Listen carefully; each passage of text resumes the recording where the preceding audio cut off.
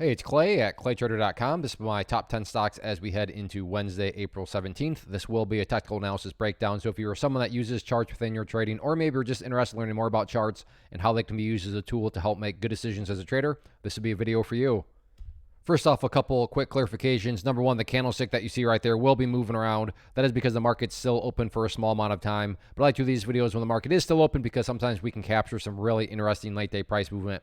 And then second, I'll be using the 30-minute time frame, meaning each one of these candlesticks here represents 30 minutes worth of time. So ticker symbol number one, WISA. Very, very nice mover today. And now as I speak, a good solid pattern here. So as I draw this pattern in here, please realize I'm not trying to impress you. I'm not trying to imply that this is a special skill or a great discovery on my part. I assure you a lot of people have taken notice of this pattern. And I say all that because when a lot of people, let me change that to green real quick.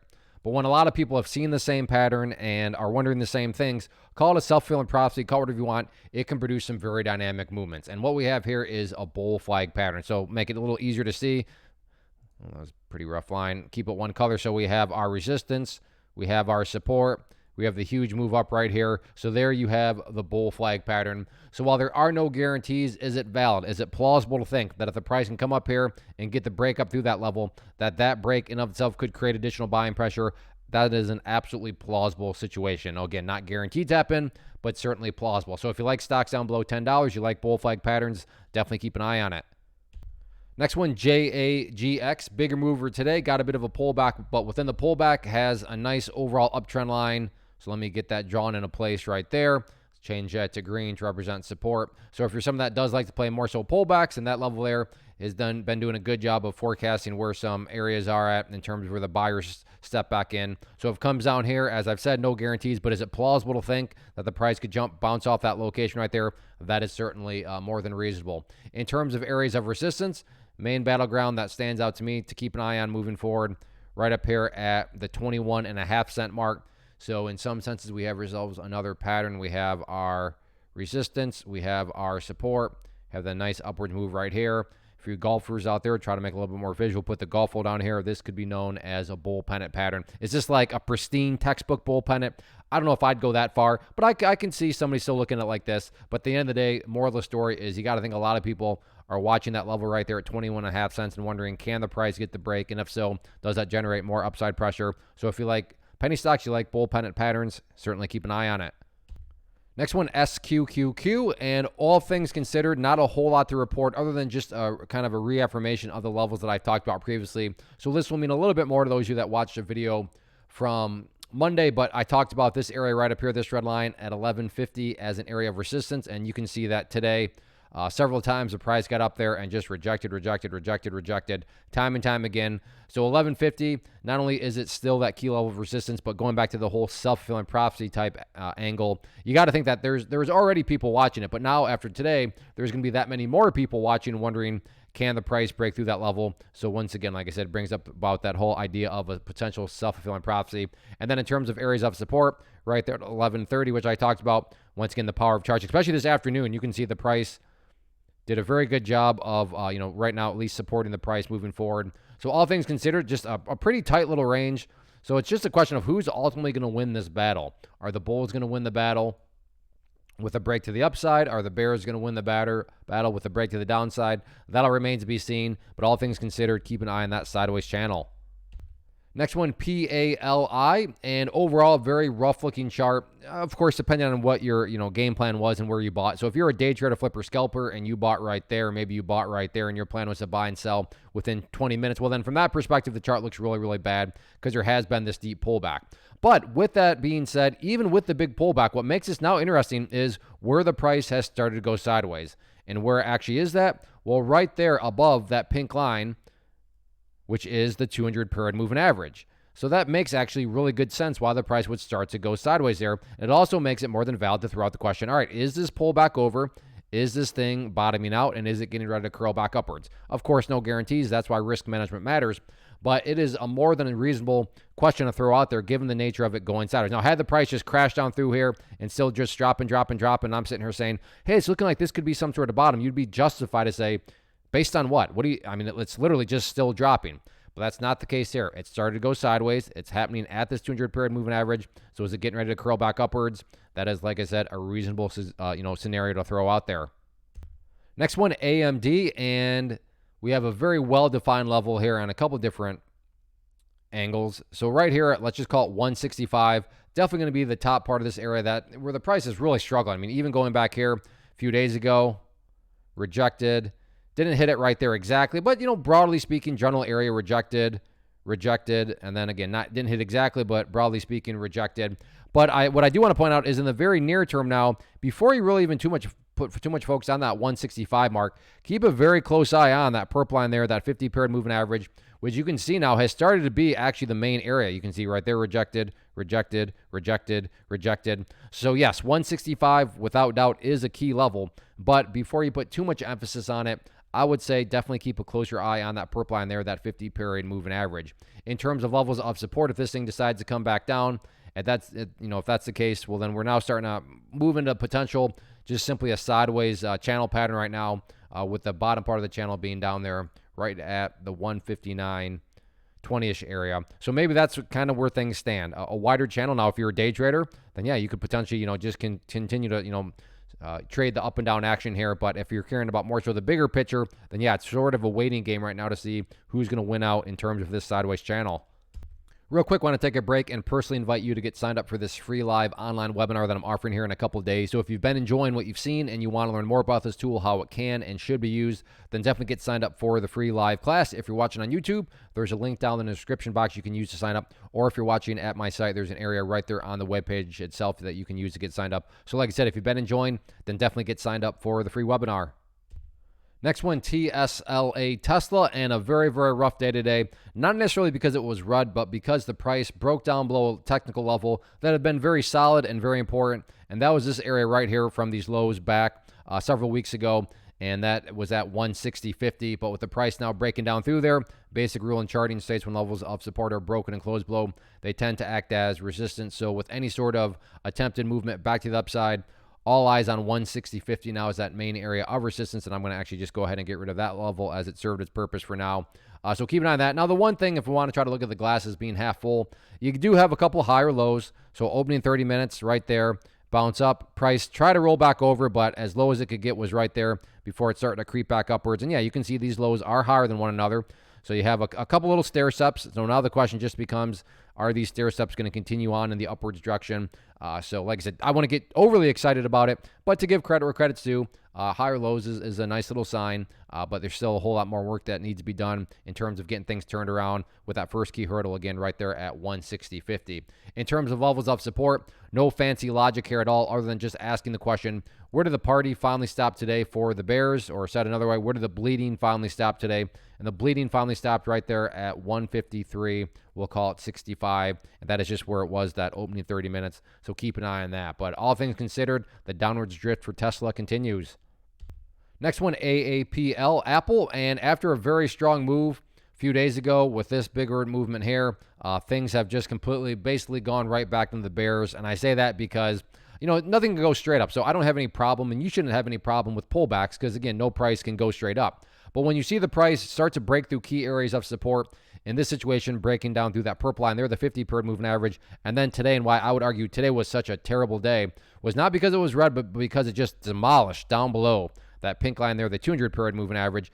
Now, at least it has started to go sideways here, so that's at least a step in the right direction. But before you get too excited, like Tesla, there's a lot of work that needs to be done in the very near term now.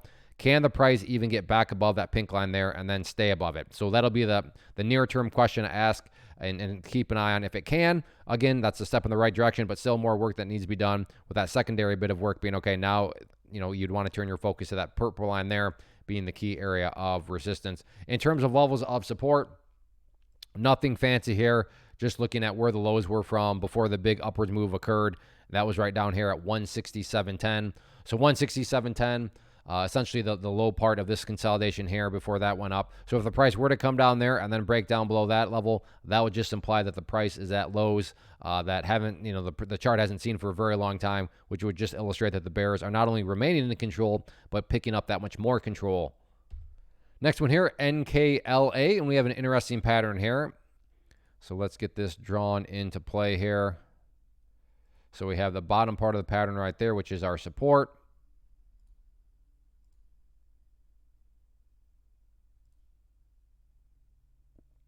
We have that part of the pattern right there. In fact, now I'm going to just find it, because I could see either going from that high or that high. I'll leave that up to you in terms of how you feel most confident about it. But this is a falling wedge pattern, which is actually a bullish pattern. You would think that a falling wedge is bearish, but actually a rising wedge is the bearish pattern. And as I think I've said, just because there's a bullish pattern does not mean for sure guaranteed the price is going to go upwards. But it is a falling wedge, NKLA. I'd call it a borderline cult stock. A lot of people watching it, looking for any excuse at all to buy. But you have borderline cult stock sitting right here at the falling wedge. So in my mind, the question is just simply, is there going to be a breakout? And if there is a breakout, is that breakout going to generate good momentum, build more, kind of maybe get some shorts to cover and create even more of a bigger upside move? Who knows? Maybe so. And that's what a watch is all about. Finding unique, finding interesting situations, and not randomly rushing out and buying stuff, but at least watching it. So if you like these sorts of patterns, if you like the penny stock, price range, and like I said, specifically with the falling wedge patterns, then I would definitely say keep an eye on NKLA, and let's see if this is going to get some sort of breakout followed by some more momentum. Next one, PRSO, and the premise here is very simple. Nice move up, nasty pullback, but you can see right here, no coincidence where it happened to bounce. So, I mean, right there, the power of charts. Look at this. Big, nasty pullback, and then it happened to bounce right here at these key moving averages, which you now know. Purple line, 50-period moving average. Pink line, 200-period moving average. So I'll turn that into a quick plug. Go get signed up for that free webinar so you can learn just that much more about why and how charts are so powerful. But point here being is moving forward, it's really just all about, does this thing come back down? And if so, will history repeat itself and it get another bounce? Or if you're saying, no, I think the bounce has already started, then you could take more so kind of a breakout standpoint and look at some sort of resistance right around here and say, if the price comes up there through that 160 mark, then that would be more confirmation that I'd want to play some sort of breakout and look for a turnaround. But like I said, the only reason that this one catches my eye is because, no doubt about it, this was a nasty, nasty move. But the location of its bounce, the fact that it continues to bounce, is this the start of a quicker turnaround? At least worth keeping an eye on if you like to play these sorts of circumstances, and especially this price range down below $5. Next one, TQQQ, and not a whole lot to report other than the levels I talked about previously, but going back to the talking point of those self-fulfilling prophecies, you got to think that's gotten even stronger now because there's going to be that many more people watching these levels. But essentially have a sideways channel pattern here that has formed over the past day and a half. Top of the channel right here at 56.60, and you can see that today, late day, that is essentially right where the price struggled whenever it got right around that area. And then the bottom part of the channel, key level of support, right down there, we'll call it 55.20, and you can see that opening 30 minutes essentially bounced right off it, and then again right there essentially bounced right off it. So I mean, you can't make this stuff up, and I mapped out these levels yesterday, so if you don't believe me, I'm not offended. Just go back and watch yesterday's video and you'll see me talking about these levels. And I say none of that to brag about myself. I do say it to brag for charts and also turn it into a plug. Go get signed up for that free class. But moving forward, that's where I think, in my opinion, at least all eyes are going to be watching these two levels and wondering the question, who's ultimately going to win out? Do the bulls get the win with a break to the upside of 56.60, or do the bears get the win with a breakdown through the support of 55.20? We will see what happens. One quick note, if you trade Bitcoin, I'm going to do a bonus Bitcoin analysis here in just a second. But for you stock traders out there, again, go get signed up for that free class. It'll be very soon, Thursday, April 18th at 7 p.m. Eastern Time. So I hope to see you there. Now let's talk some Bitcoin. One quick note here, I will now be using the 4-hour time frame. So each one of these candlesticks represents 4 hours instead of 30 minutes. And that is because Bitcoin is open 24/7. So I want this analysis to last for as long as possible and be relevant for as long as possible. But so far, so good. And what do I mean by that? Well, if you watched the previous video, I talked about this green line down here being the key level of support. And over the past 24 hours, you can see the price has gotten down around that area, and every time, so far so good, the price has held, including right now, nice little green candle. But that'll still be the first question you're going to want to ask yourself. So let's just say you're watching this video 15 hours after I posted it. Question number one you need to ask yourself is, where's the price at relative to 61,300? If you were answering the question that the price is down below there, okay, well, how far down below? And the further down below that level, that would just illustrate to you and tell you how strong of a break that the bears actually accomplished, because that would be a very significant break. How significant? Again, the further down below is going to tell you just how significant and how powerful any sort of break is. Now, maybe you're saying, no, Clay, it's you posted this video 15 hours from now, price is still above 61,300.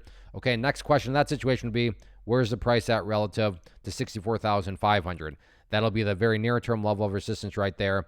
And if the price is above there, then you could ask yourself, where's the price relative to those moving averages? I highly doubt you're going to be answering the question that the price is above that level here and those levels, but it is Bitcoin. I suppose you never know. If I were forced into a corner, I would say you're either answering the question that the price is broken down below that level, or you're saying the price is still up above it, but the price is still down below that level. So in technical terms, that would just mean that when you're watching this, maybe the price is still just consolidating in this sideways range. But like I said, it is flirting with a potential break to the downside. But like I said, if you're watching this 10, 15 hours from now, you're going to have a lot more data on where things stand.